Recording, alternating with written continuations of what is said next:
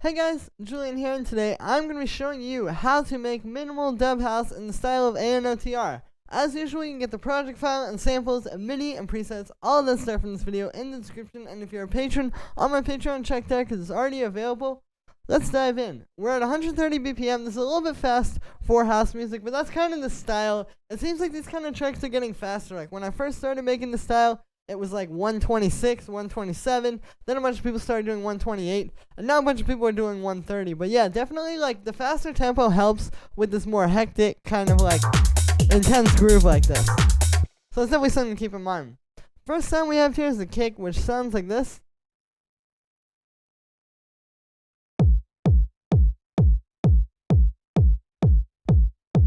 So this is pretty simple. It's just a 909 kick. That's the type of kick you want to use for this style. I really don't hear a lot of other stuff in these tracks. It's usually just a 909 kick. It's just a really simple, thumpy kick like this that works really well in these mixes. Like you can hear it sits nicely with the bass line, and it still lets the bass line shine. Hence the dub in the title of this video. But it's still going to thump through the mix and hit properly. So for effects on that, I just have a bit of drum bus, helps to fatten it up, makes it hit a bit harder. You can see the transients are turned up on that. I've also got this EQ8 on here, which is cutting out the low mid-range to kind of get rid of some mud, and then also boosting the mid-range there because there's a lot of punch like right at that point. You can hear that's really where that like the knock of the kick is happening. And the last thing we have on there is this utility, just converting it to mono. This is something I've started doing a lot recently. A lot of times, you never know, like a sample might be a little bit stereo, and it'll sound fine, but then when you go to play it in the club, there could be some weird stuff happening, so I like to just convert my kicks to mono. And yeah, that's it for the kick. The next sound we have here is the bass, which sounds like this.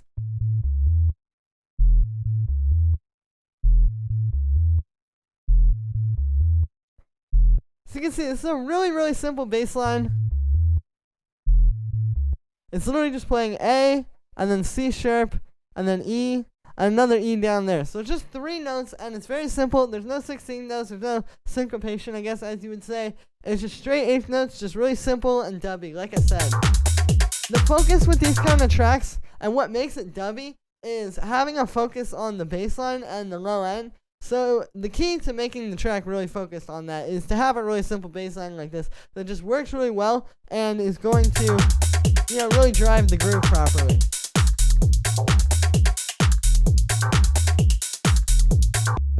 So yeah, for the sound on this one, it's made using operator. It's a really simple sound. It's just 2 sine waves. Actually, it's just a square wave, excuse me, with a little bit of FM from a sine wave. So here's... That's pretty much what the waveform sounds like. And then what's happening here is I'm low passing it. And that's how we get this deep sub bass. So the reason why I do this with a square wave is because if you just use a sine wave to do this, like I'll duplicate this really quick, and we'll switch this to just the sine wave on the first oscillator, and then I'll turn off the filter. You can hear there's differences in volumes between the notes. For whatever reason, it's just because there isn't like a lot of harmonic content in a sine wave. That's the way a sine wave works, is it's just one harmonic. So there's a little bit of a volume difference between some of the higher notes and the lower notes. Like you'll notice like some of the higher notes will be a bit louder, and then it'll go to the low note and you can barely hear it. So that's why we use a square wave filter down, is because you get a very similar sound. Like it's still that same bassy, deep kind of sound, but this has an even volume across every note, and it has a little bit more harmonic content on top of it as well. Speaking of harmonic content, I've got a bit of saturation on that to fatten it up and really pull it all together, and then I have a compressor sidechaining it to the kick, and then this EQ, you can see it's just cutting out at 100 Hz, which is where the kick is hitting, and then boosting the low end to really focus this one. And yeah, and then I have the kick and the bass in a group together. This is something I do a lot. You guys know if you watch my videos. But with this style, this is really important. Like, this style, it's all about just getting the kick and bass to be just really powerful and fat together. And the only way you can really do this is by grouping them together and processing them as one whole. Like, the way I think of it is more like the low end rather than the kick and the bass as 2 separate entities. So, first thing we got there is just the drum bus. This is gluing everything together. Here's without it. And then with it, so you can hear, yeah, it just kind of pushes the kick and bass closer together a little bit more and really makes it all sound tight and fat. After that, I just have this EQ8. This is boosting the low end as well as boosting this mid-range a little bit. There's without it. And then with it, it's really subtle, but it just helps with that fatness in the low end. And then also, like I said, kind of boosting up that mid-range. Same thing as I did on the kick. Just helps with the punch a little bit with the kick. And also helps to bring out the bass a little bit more. So yeah, that is it for the low end bus. After that, we have the stab, which sounds like this.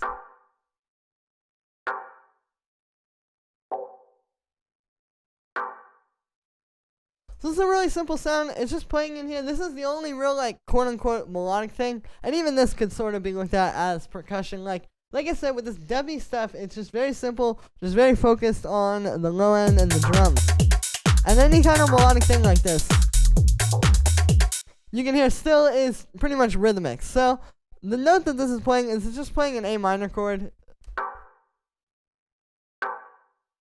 Pretty simple stuff. Kind of goes with the vibe. And then for the sound on this one, I've made it using operators. So what we've got here is we basically have 3 sine waves. Well, we do have 3 sine waves. There's the sound. Just doing some FM, you can see they're all at different octaves. And then I have those going into a low pass filter. And so the filter has an envelope on it, you know, making it like a pluck. And you can hear also the filter is moving. So the way I'm doing this is using this LFO here. You can see I've got that on the filter, and I have the retrigger turned off. And this is just slowly moving the filter. So it's never the exact same thing twice. And this kind of helps to give this some excitement because it makes it a bit more interesting. And like I said, it makes it so it's not the same thing 2 times in a row. After that, I've got a bit of chorus, just kind of spreading the sound out a bit. This also helps to put it in a little bit of a different place, and so it's a little bit less up front in the mix. Then we've got a bit of reverb. You can see this is really short. This is kind of just adding more like resonance to the sound, kind of helps to bring it to life. After that, I have a bit of saturation, just kind of fattening the sound up. This also helps to bring out the reverb a bit. And then the last thing we have on there is a high pass filter, and that is it for the stab. The next thing we have here are these hi-hats, which sound like this. So what we have here, it's like I said, these are the hi-hats. We have them in their own little group inside of the drum group here. So what this comes down to is really like the different types of hi-hats. So we have like these two, which are sort of the main ones. So just really simple, just like this short, tight hi-hat playing 16th notes. And then this one playing on the upbeats. And then underneath those, we have this one. So you can hear that's just adding a little bit of accent. And then we have this 909 hi-hat. So the hi-hats are pretty important with the style. Definitely getting this detail work is important because you can hear if I play it in the whole mix, like without those extra layers I just showed you.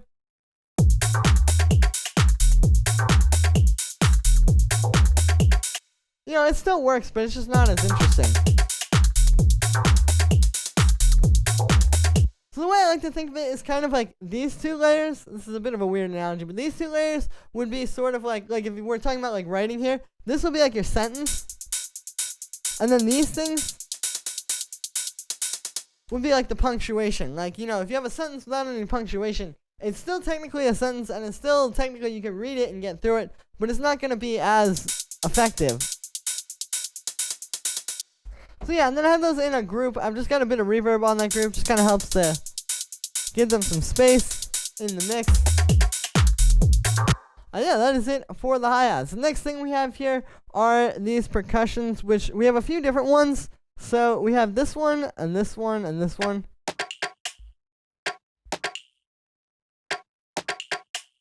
So these are just like the percussions you hear in the track. As you can hear, these are pretty busy. These are adding a lot of energy to the track. If I turn these off, you can hear it's really not the same. And these things are important. You have a bit more room to do these kinds of things with this style of house than other styles because it's so dubby. Like I said, it's very minimal. There's not really a lot of stuff going on melodically. It's very much about the rhythm and the beat. So you have a lot of room to add stuff like this where like in a more standard like deep house type of track, I guess you could say, these kind of things wouldn't fit so well.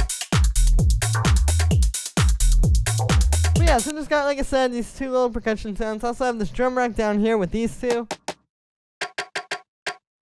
Just again, some different percussions. I got some drum buss on that as well. Kind of helps to make these two sound more like one thing. I'll push them closer together. And yeah, after that we've got the shaker. That's just playing 16th notes. Pretty simple, just like a shaker sample. Helps to add some mid-range without this. I feel like it sounds a bit thin. So that adds some body to it. Then we have like this clap here. You know, pretty standard stuff. Just like a little tight clap like this, like you would hear typically in these tracks. And then the last layer we have inside of this drum group here, before I show you the group, is this little operator percussion.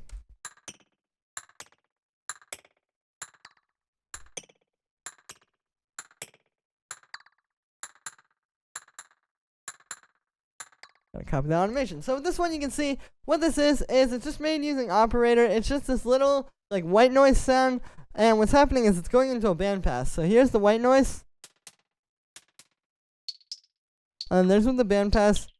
You can see I've got a high resonance on that, and then I've also got the frequency being automated, so it's like, you know, a little bit different each time. And then on top of that, we have this erosion, and so this is what gives it more of like a percussive sound. So yeah, this is a very, very powerful way to make percussion. You can make a lot of different sounds. I was finding some crazy stuff when I was making this. Like, you really can do a lot this way. It's just adding like some bit crushing on top of this already very resonant bandpass filter with the white noise. And there you go, that's all you need to make a cool percussion like this. And yeah, so then the only other effect I have on this one is just a bit of echo. It's really, really short and really fast. And it's just giving it like a little bit more space, kind of making it a little bit more interesting.